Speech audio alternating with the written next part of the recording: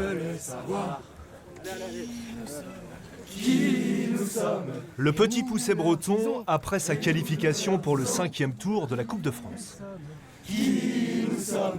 Les gens veulent savoir. Alors on va vous raconter qui ils sont ces garçons d'Étable-sur-Mer, les Tagarins, c'est comme ça qu'on dit, qui jouent en championnat au niveau le plus bas et qui en coupe n'en finissent plus de sortir des plus gros. Je suis pas assez grand moi les gars.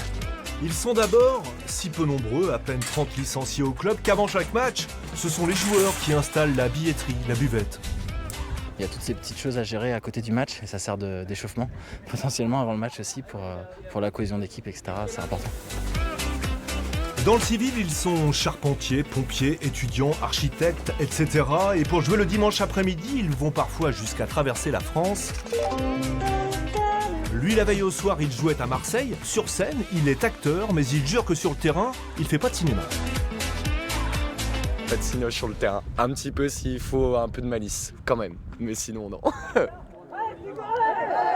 Des copains qui, quand ils étaient plus petits, avaient joué ensemble au foot, mais qui s'étaient perdus de vue. Alors après le confinement, ils se sont lancés un pari, revenir aux fondamentaux, remouiller le même maillot, en fondant, qui dit mieux, une nouvelle équipe. On a envoyé un message à tous nos copains qui avaient arrêté le foot et puis il y en avait beaucoup de motivés, donc on s'est lancé et puis ça l'a fait.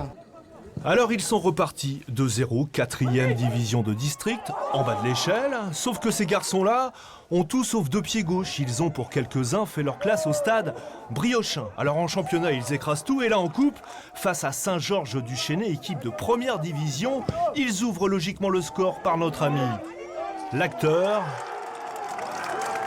Un match au scénario incroyable. Avec Saint-Georges qui égalise, Saint-Georges qui va même prendre l'avantage à 10 minutes de la fin, ça se complique. Et puis magie de la Coupe de France oblige, l'AS Tagarine va renverser le match. 3-2 au bout des arrêts de jeu, la belle histoire du Petit Poucet breton ne pouvait pas s'arrêter là.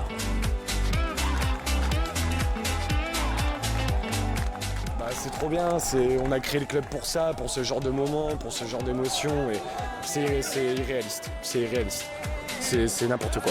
Inconnus au bataillon il y a un mois, les Tagarins se sont fait un nom. Nous sommes Tagarins. Au prochain tour peut-être, leur parrain viendra les voir jouer. Leur parrain, c'est un autre gars du coin, c'est Raymond Domenech.